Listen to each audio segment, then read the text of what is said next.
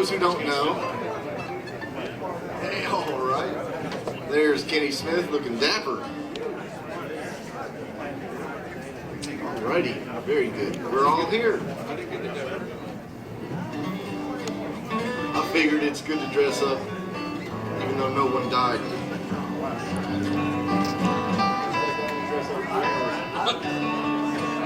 Well, I changed that. Okay, so you know that's Kenny Smith down there. This is Bryan Sutton next to him. This is Jim Hurst. Yeah. This is David Grier.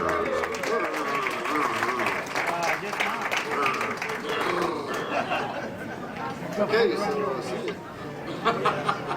Any questions? So obviously we don't all get together very often. It's so nice when we do. And so we don't have anything planned for you. It's going to have to be an interactive kind of deal. So feel free to just raise your hand or blurt something out. Or yes, sir.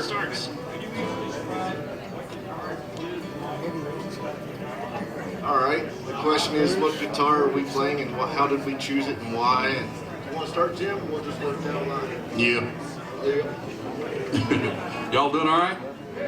I know David asked me, I wanted to hear it again. Y'all doing all right? Y'all doing all right? This is a rock bridge dreadnought, Brazilian rosewood, red spruce top. I got this last year, actually. We did the guitar workshop here last year, and it was the first day I played it. And it was, I'm learning how to drive it. It's a phenomenal guitar. A young company out of Rockbridge County, Virginia, which includes Lexington, I think, and parts of Charlottesville, that area. And it's a phenomenal guitar. A couple of guys making these guitars. I played a lot of good guitars in the past, and I can't shell out the money for a pre-war Martin, so I guess I'll buy a new one because I can afford those usually. But I really like it. It's new. Like I said, I'm still trying to figure out how to drive it, but it's kind of got a traditional element with the square headstock and no dots on the fretboard. And if I could see the fretboard, it might be confusing, but I can't see it. So. I'm playing a 1946 D28, and a friend of mine played it at Mandolin Brothers up in New York City. Called me up, said, I've played this guitar, it's got you all over it. And I said, well, you can wash that off. He said, but no, you should try it. It sounds great. It reminds me, I think you would really like it. And so I called them up, and they still had it, and they sent it to me, and I played it. And I played it for about 15 minutes, and I thought, this is wonderful. I like this. So then I had to figure out how to come up with $1 million. So I called Ed McMahon, and he said he couldn't pull any strings for me over there at the Publishers Clearinghouse. So I had to work it out some other way, and I got it, and I like it, and I've been playing it now for a couple weeks, maybe. I really like it. Yippee! It's such a heartfelt story. A feel-good deal. It is. With a good ending. It makes me want to play a major 7 chord, David. Thank you so much. This is a bourgeois. Its exact title is The Banjo Killer, Slope D, Son of Banjo Killer, I guess is a good way to put it. This is the reissues of some guitars. Dana Bourgeois has been building guitars for 30 years this year, and made this run of guitars, 30 of these, was in the process through this year. And kind of in the spirit of a guitar that I bought of his a little over 10 years ago, that ended up being called a Banjo Killer. Way to sort of splayed the whole jam session out there. But it's beautiful. It's got this quilted mahogany business on the back and sides, and spare cloths that cut top. And it's number 1 of the 30, so it's neat to have, and it sounds great. Been liking it a lot. This one here is a 2003 Collings D1A with a vintage neck on it. It's got the wide spacing, and I played first one I bought, I guess was a 91 D1, And I bought this one in 2003. I really liked it. It's basically a kind of a pre-war instrument with just Bill and everybody's spin on it at the Collins Factory. I guess I broke less strings on this guitar than any guitar I've owned, and proud of that. That's a good thing. So it's a keeper. So. You want to play one? Yes. What do you have yet? Two turkey and straw? Yeah. Where? Cheap. Who's got the big kickoff?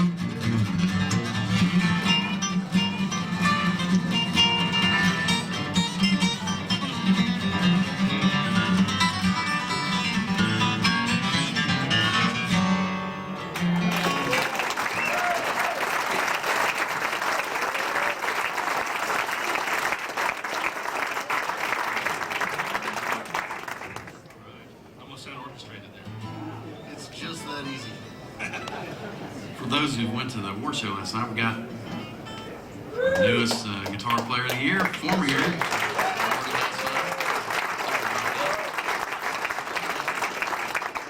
I guess it's true what they say. It's hard to. The incumbent thing is good in wartime. Aaron.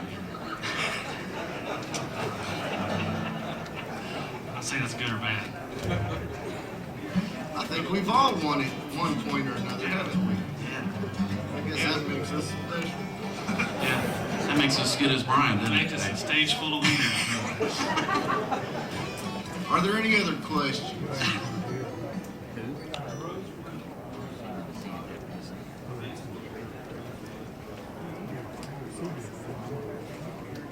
My deal on Rosewood, I've never been able to afford Rosewood. And growing up, all the cheaper guitars were mahogany. And that's the truth. That's why I ended up playing mahogany growing up, because I couldn't afford the Rosewood. And when you learn on something like that, I think you hear that. So a lot of Comes home. Yeah, it does. And Dave, I know, Dave played a D18. yeah, D18, and then he played that Marty Lanham guitar, which was a different kind of tone wood, which I thought that was neat, because you played that guitar for a while, and I thought, man, that's he's hearing a different frequency, you know. And usually you don't switch; you just kind of. I've stayed with mahogany, and it's still cheaper, and but that's just my take on it. I mean, I would love to have a Brazilian, but it's I don't know. I hear the mahogany. Yeah, there's such a. I think they're both versatile tone woods. They offer different things, and I think for flat picking, this kind of stuff, mahogany generally kind of works a little better for clarity and sound that's going to cut through things, and generally mic okay. Something like older Brazilian guitars, like those herringbones and some of the 50s D28s, the Martin from like especially 52, and I had a great 59 for a while. They had a good mix of, I guess basically the bracing was different, right, Richard? And so some of the 50s Rosewood guitars have more of the mid-range characteristic of mahogany, which I always thought was neat, because for one thing, like Kenny was saying, they're a little more affordable than a herringbone, and a 50s D28 will give you some of that rosewood punch, but yet because of the bracing, they're not scalloped. You get a little more mid-range, and they're old guitars, so they're nice and worn in, and you get a good, just a vintage guitar kind of sound. For myself, like Kenny said, I grew up. My father had a 1955 D18 that I started playing when he would allow me to walk. When I was able to walk down the hall without banging the guitar into the wall is when he allowed me to start playing his guitar. You were like 18, 17? That was about that, yeah. It was that. And so, yeah, well, early on.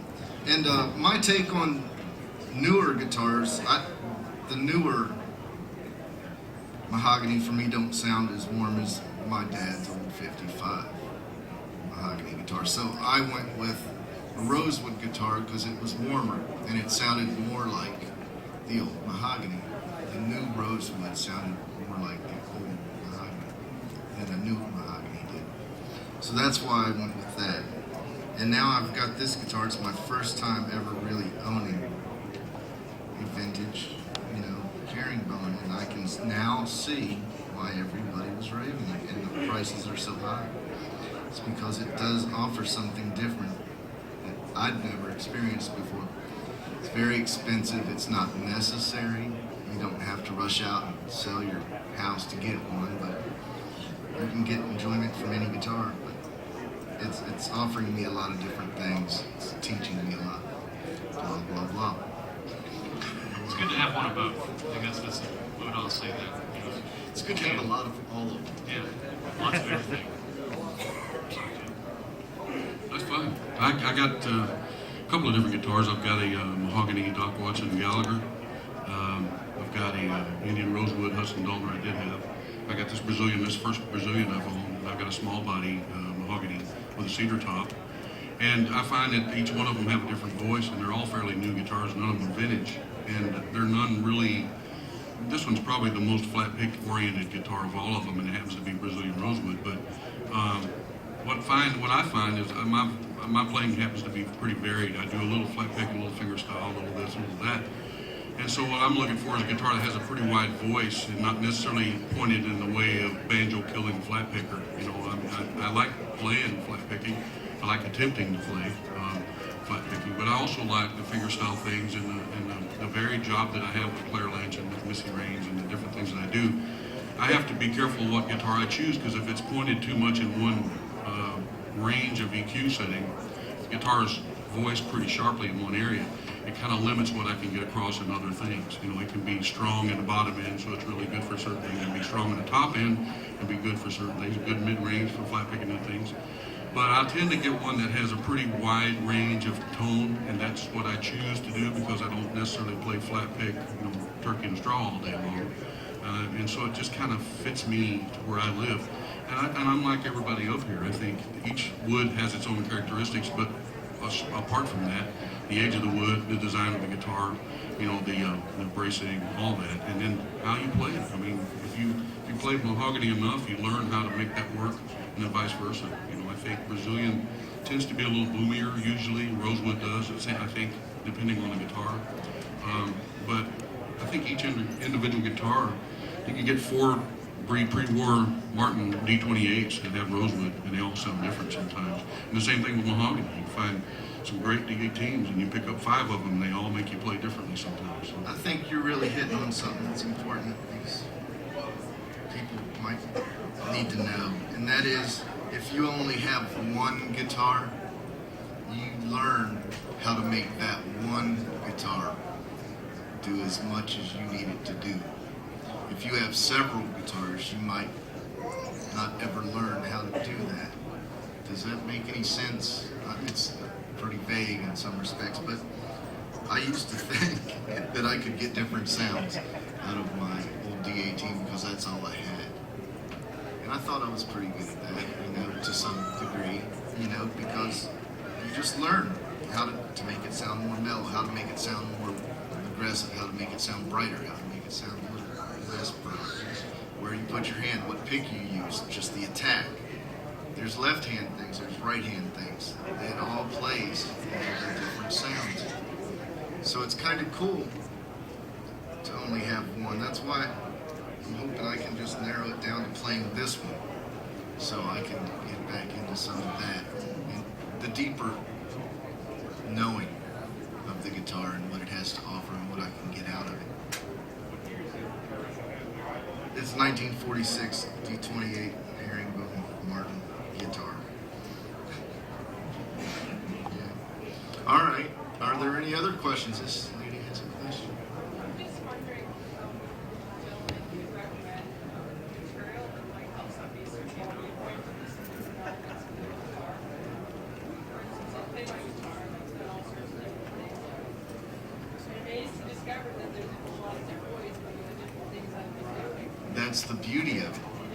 But what I'd like is to have some materials when I go back home, my relationship with my guitar. Well, you don't want new material. What you want. Allow me to tell you what you want. Is to take the material you already know. Instead of starting from scratch somewhere, take the material you already know and are familiar with and approach it in a different way. I'm not talking about the actual music, I'm talking about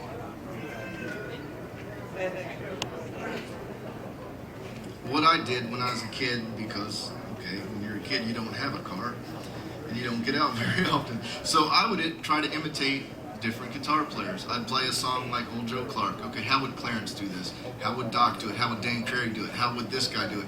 How would somebody who plays like in a rock band and doesn't really know this song, how would they do it? And each time I did that, I would learn something. Now, my version of how Dan Craig would do it, most likely, I mean, there's a great probability, would be nothing like he would play it. But in my mind, it was me trying to attempt how I thought he might approach it. And so I would learn different things. It's like, oh, wow, check that out. I bet I could use this on this other song, this technique. Or this technique here works, or it doesn't. You know, maybe this is, I like how this happened. Or it's just getting your mind away from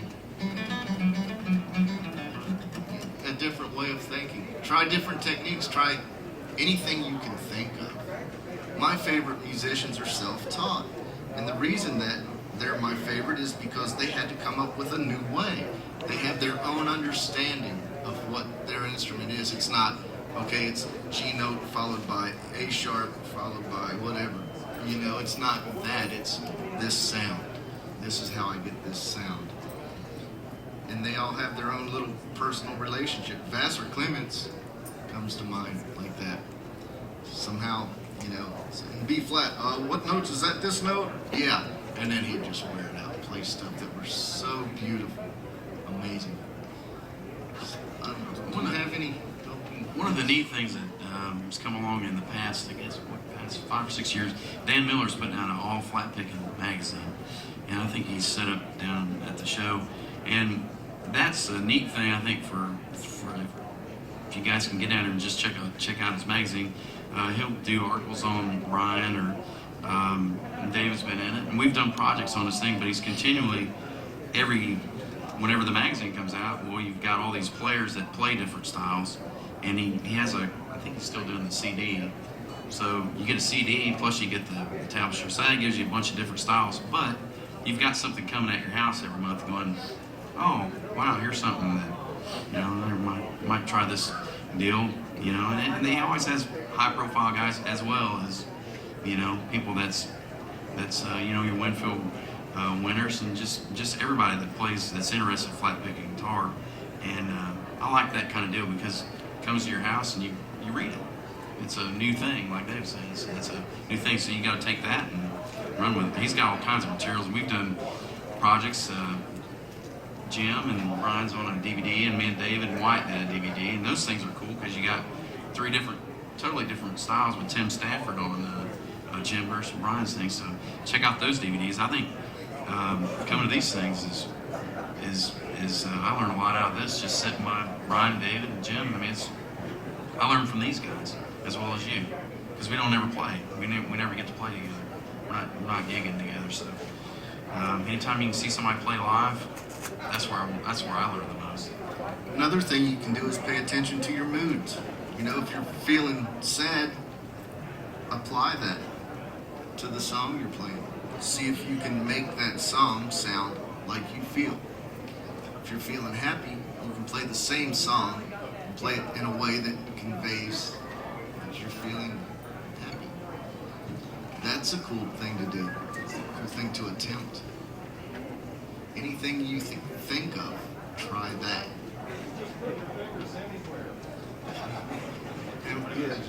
The left hand does this. The right hand just goes like that. Any other questions? Let me make a comment about that if you don't mind, David. Yeah. And one thing I think is pretty relevant is that, and probably apparent to most of you, is that here we are, 4 of us have been honored by, you know, the award of Guitar Player of the Year, and we're all completely different. We played completely different.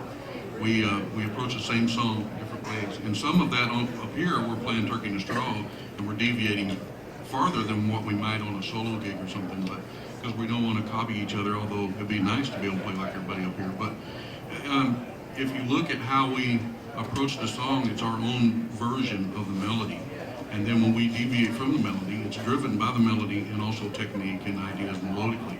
But I'm like David. I mean, I think that flat picking stuff and things that you can get from Elbay and Steve Kaufman and all kinds of written material, recorded material, the fact that, like David says, you gotta discover what works with you for this song. And if you listen to 14 cuts of Turkey in a Straw, you're going to hear some similarities, but you're also going to hear some different things. And change keys, do it in a minor key, or do it slower, do it faster. You know, things like that will cause you to create some new things for yourself. But there's a lot of material out there on the market that you can find. Point out specific things, but in general, most people, I would suggest and this is what I've done when I was with the Skaggs band. I had been doing a lot of fast guitar playing, and I had to play it fairly confidently and clearly, you know, try to be not necessarily loud, but just strong, yeah. And so what I did was, you know, basically pay attention to how I was feeling. You know, I'd get to these points in the solo. I was telling got this the other day. I remember in the early years of that, of not being able to even move. I would play so hard and so fast. It's like I couldn't make any movement at all. I would take it completely over the wrong edge. And so what you learn is as you pull back. And what I noticed about me was just a basic tension. You know how anytime any athlete does anything that requires that next bit of exertion, I think one of our tendencies for some reason as humans is to tense up. You know, when you run fast, you want to, clench your jaws and you sort of tighten your fists for some reason when you run fast. And the concept with the guitar playing is a physical thing, like athletics. So what I did was realize where the tension was in my hands and my shoulders a lot. I still do that. One of the things that I do, but if something's really fast and I know that a solo of mine's coming up, I'll consciously drop my shoulders. Just try to, because I'll do that immediately.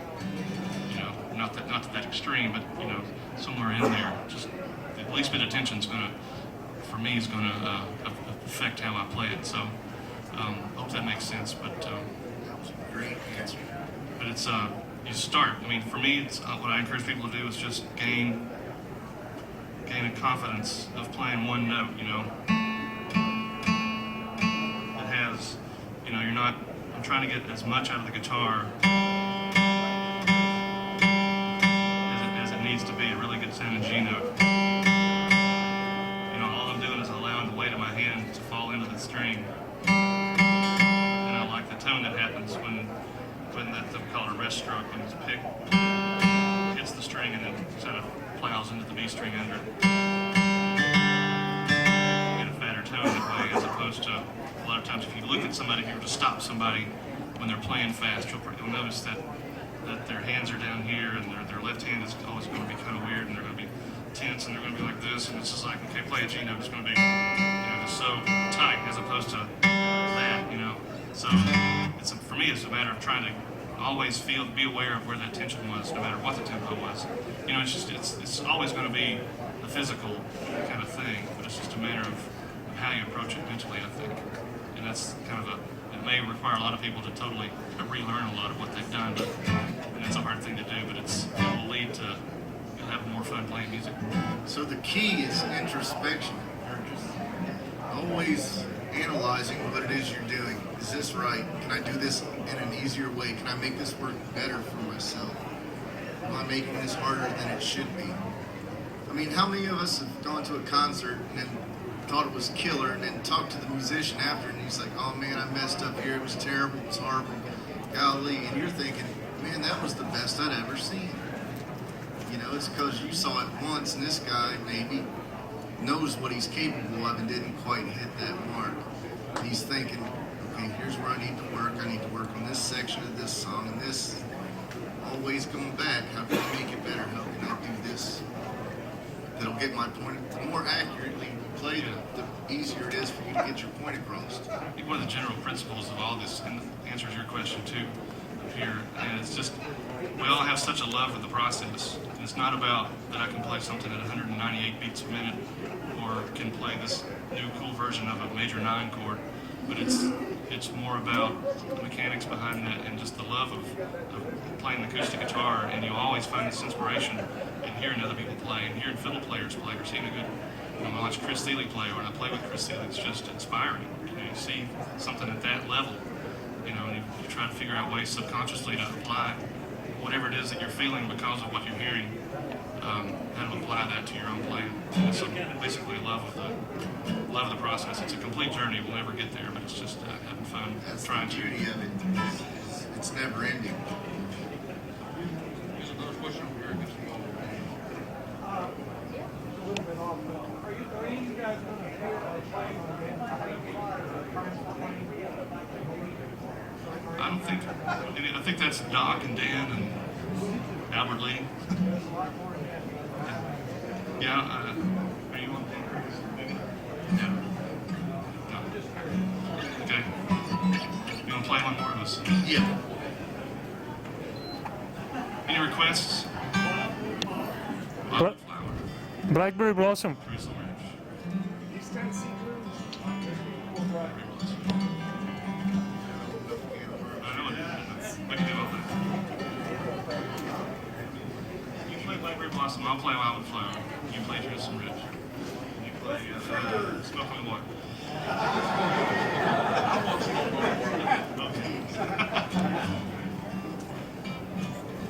What's it gonna be? Would you want to hear something fast or something slow? Digging a deeper hole. Well, you're going to get that no matter what. Yeah, that's my job. Together.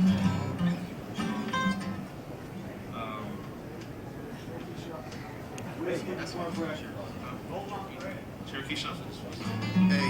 One we liked. Fine with me. Capo's going I'll on blow that now. one just like every blow on the rest of them.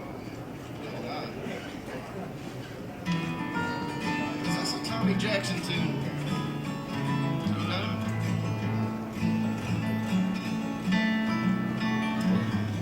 Anybody know who wrote Cherokee Shuffle?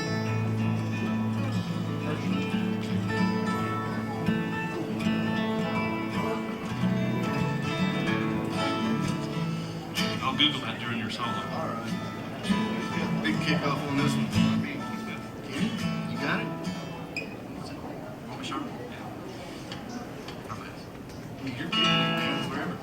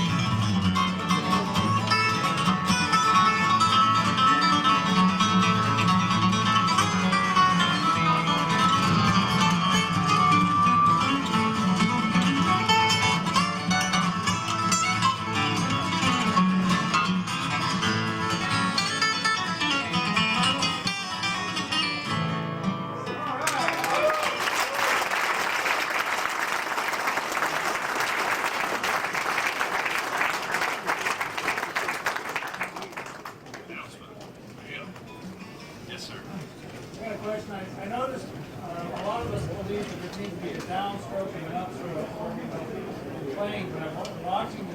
I see you doing a lot of hammer-ons, a lot of pull-offs, a lot of drop-downs. Can you talk a little bit about how you're reducing your amount of movement?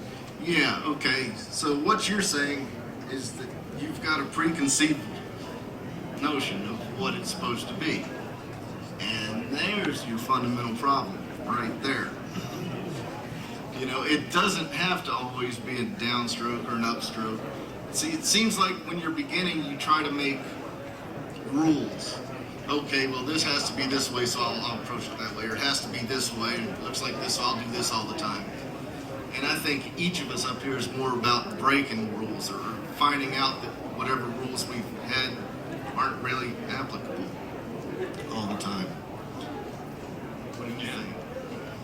That's a good way to approach playing the guitar in general, or playing music. You know, music is such a organic thing. It shouldn't have to rely on too many rules. I mean, some of the limitations of playing bluegrass are great, you know, because when you get through a tune like Cherokee Shuffle, just in general, it's nice to know that you got kind of a bluegrass sense of note choice to pick from. But anyway, in specific of your question though about left hand and what David's saying, it's really a total kind of thing the way I look at it. My left hand is as important to anything that comes out of the guitar as my right hand. And I think if I were to try to play up and down every note, it would sound really stiff. And I think we're all of here sort of looking for this smooth, fluid kind of sound. And you know, you get a lot of that out of employing all kinds of left-hand technique things. You'll hear, you know, a lot of people do you do a lot of that beautifully. Like Dave, one of David's techniques, he's got kind of I call it kind of slippery. It's where he's doing it. And it's kind of, you know, when I hear him do that stuff, it reminds me of Earl Scruggs when he was doing how he does his slides. And Dave, that's one of Dave's, I think it's one of his techniques. I hear him do that a lot, and it's one of his, you know, characteristics. Bryan, he's got this fluid, he's got these notes that a lot of notes I don't use, and I like to hear when Bryan plays because he's using these different notes, and how he moves from one part of the neck to the other is neat. And then Jim, you know, he's got this Jerry Reed kind of this other influence going. So, you know, it's funny how all of us is probably listening to the same music, but how it affects us in our styles. And I don't know, it's just one of those things where if you play guitar, you want to survive, you got to be different. Yeah. And again, it was more of the left-hand kind of stuff. I mean, there's so many, the pull-off and the hammer-on are just good, basic, solid techniques to learn how to use regularly. And you kind of subconsciously start to use them, and your playing will sound more fluid immediately. You know, if instead of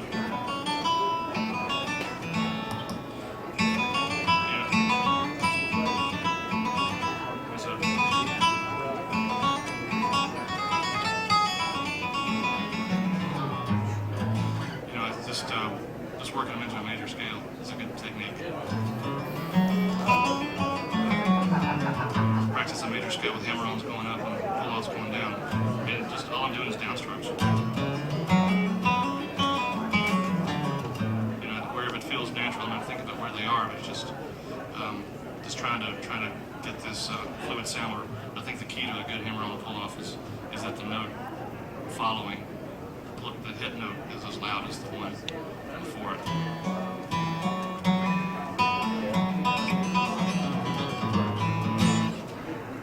I think, you know, I'm kind of probably the ringleader up here as far as breaking rules. I mean, I put a thumb pick on and people want to fry me for that sometimes, which I understand why that is, and it's fine. I don't take it personally. I think traditional bluegrass lovers, flatpick lovers, they like it for what it is, and I don't try to make mockery of it, nor do I try to make shy of it either. But I think it's really what you feel is best for you. I mean, rules are rules, and I think it's one thing to know that you're supposed to do something and can't, or want to do something and can't, if you don't know a technique, if you don't know a certain pattern of notes, a scale note or chord alterations, if you want to change chords down the neck, you need to know where those are. It's one thing to know how to do that and not do it, than to want to do it and can't. And then all the other things come into play, and it becomes expression. I kind of play my guitar a lot of times, most of the time, inspirationally off the second. I get here, these guys, I want to do something different. So breaking the rules can be a great thing, because what it does, it gives you your own voice, like it does for David and all four of us up here. But I think probably me and David are a little left of center when it comes to flat picking, a little more than Bryan and Kenny, because I think we're really trying hard to do something different, where they're trying to do it perfect, and they're doing other things as well. And I'm not saying they can't, but I think with my fingerstyle background, the last thing I want to do is try to compete on a flat picking level with Bryan Sutton and Kenny Smith and David Grier. I need to do my thing, and so in that comes a danger that when you get up here as a flat picker, sometimes you have to dig a little deeper to kind of come up to par. And so, but then when I do the other things I like to do, it makes me happy. So you have to be happy, and you have to learn technique. You have to know where it fits and where it doesn't fit for yourself. And then rules are rules, which are fine, but sometimes breaking the rules is where you find the art.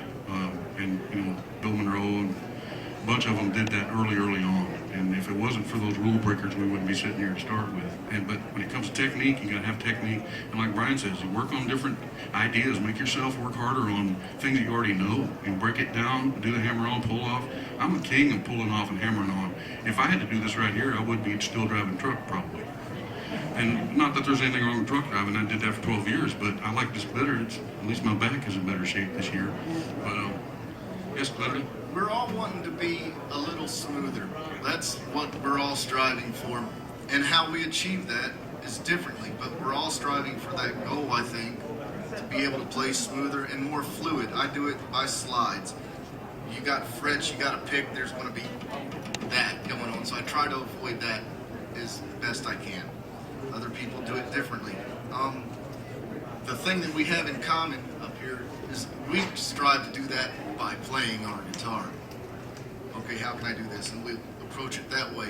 Whereas possibly some of you will strive to do that by reading a book. Okay, you're going to spend an hour either way. You're going to spend that hour reading. We're going to spend that hour playing. And we're going to discover something maybe we didn't even intend to discover during that hour that's going to be applicable maybe for the rest of our lives. And you're going to read a paragraph or two and wonder. And maybe you'll get your guitar out and play it, and that's cool, that's the goal.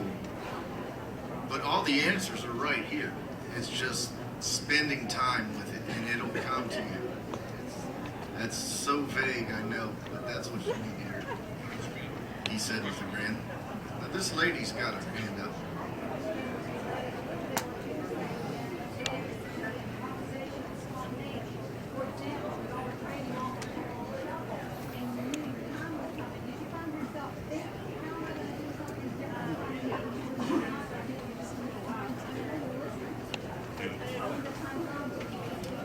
Well, let me start by answering this. It's good to see you, Glenda.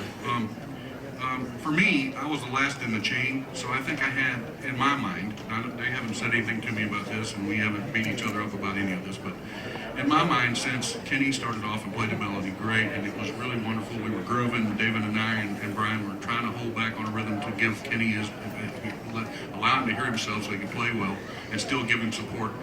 Then Bryan took over and named David, and then I was last in the chain. So by the time I got to David, we had kind of gotten away from the melody pretty much. And we were able to do that because Kenny stated the melody to start with. And so as it got to me, I heard what Bryan, what Kenny did, what Bryan did, what David did, and I used that as inspiration. They inspired me to want to play and play better, but also made me want to do something totally different. And I play more improvisationally than I think people might assume, but it's fun to take what they've done and either make me go completely the opposite side. If they're playing white, I play black. If they're playing, 16th notes, I play fourth note, quarter notes or something. And I try to do something that accents what they do, or it pays homage to what they do, and then say something different with the melody for me. I tend to be a little bluesy. So for me, that's where I lean to. And then since the other thing was I didn't capo up, the three of them capoed up and played out of the G position. And so I thought, well, how about if I just played on A? And I'd never done turkey shuffling A before, so it was a little bit of, climbing out on that weak limb and hoping it won't break with me. But it was fun to kind of have those bass lines. So my first solo, I kind of laid on the lower end to give a completely different perspective for you guys and for us too. We just kind of work it all together. And it was just fun to kind of be inspired by the moment. I like the concept of this improvisation where it's, especially when you're got 4 people across trading 4s or 16s or 8s, whatever, or any just improv solo. It's sort of like a conversation, and David's great with that. And he and I have played a lot together over the years, and it's just when he and I play, we don't we never say a word, but we say a lot to each other just with the guitars and just responses. And it's just like what Jim was saying. Great about finding something that hadn't been said and saying it, and it's great to find yourself in a musical situation where everybody's keen and aware of that, and it's part of the process. Again, like I talked about, that's part of the process is really enjoying and trying to look for those situations, and it's not just about entertaining and creating a varied way to play a song. I mean, it really isn't. We want that. It feeds us. It's when you hear. I saw Jim playing without a capo, and like, okay, he's doing something different now. So maybe I'll put my hair up on the 8th fret or something. Yeah. No, but it's the whole conversation thing. It's like if you were to meet somebody and start talking back and forth, and the conversation builds. And when somebody says one thing, it might spark a whole other joke or a whole other story in your life, a whole other train of thought that you didn't know was going to be there, but all of a sudden it is, and you just can't wait to add that into the conversation. The more you practice your guitar, the better you'll be able to converse in this kind of musical conversation. You'll be able to talk musically more concisely. Instead of saying he runs fast, you'll be able to say, well, whatever. To be exact. Yeah.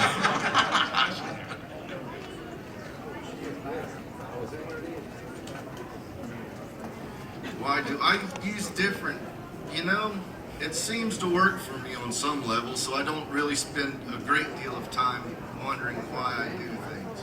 Sometimes my hand's open, sometimes it rests on the top, sometimes I grab the first string, sometimes this little part of my hand rests like on the bridge pins or bass strings. Sometimes I'll play up here. I stole that, got the idea from banjo players, because we all know they're obnoxious down here, and they're obnoxious up here just a little quieter. And you can apply that to the guitar. It's just where you pick the string. And so, depending on what sound I'm trying to achieve, is hopefully how I'll hit the string. We got time for one more tune. Let's answer whether what these guys had his hand up for a while. Let's answer that. Tortoise shell, triangular. Proplec triangular 1.5. I got a tour shell and stole the idea off of Bryan. I think about 10 years ago he showed me his pick, and I kind of copied that. That's what he used to play now. Oh yeah. This is it's a Wiegand thing. Kim Warner of the Green Cards gave me this. Green Cats gave me this a couple weeks ago, and I tried it out and sort of like it. So one more tune.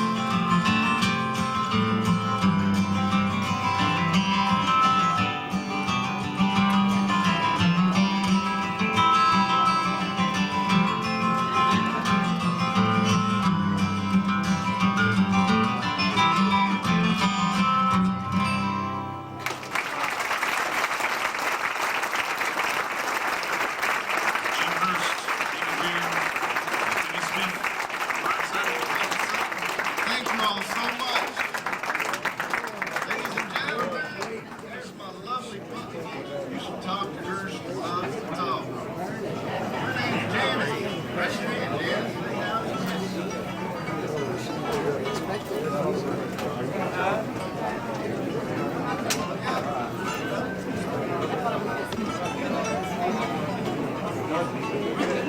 Thanks for coming to the guitar workshop. Be sure and stop at the Bluegrass Down table out there and pick up a free copy of their magazine. They're giving out a free sample. Can't beat that. Free's a good price. But what you'll find out, when you read it, you're going to want to buy the copy, get a copy mailed to you every month like I have for years. You will get a free CD if you'll subscribe. So be sure and swing by the table and say hello and let them know how much you enjoy the workshops, if you enjoy the workshops. Got fiddle coming up here in just a bit, and we'll have that going as soon as all of our fiddle players are situated, and we'll be started soon. Thank you.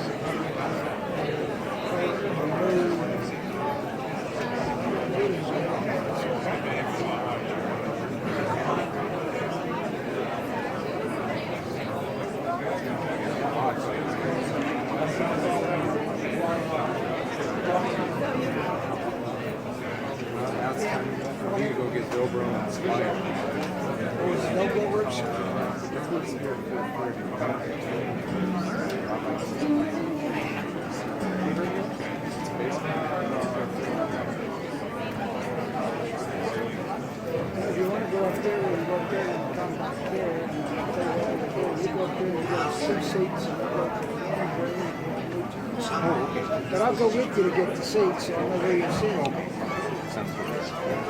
I'm not going to make it hard on you. Try to find them. I don't want to try to find them.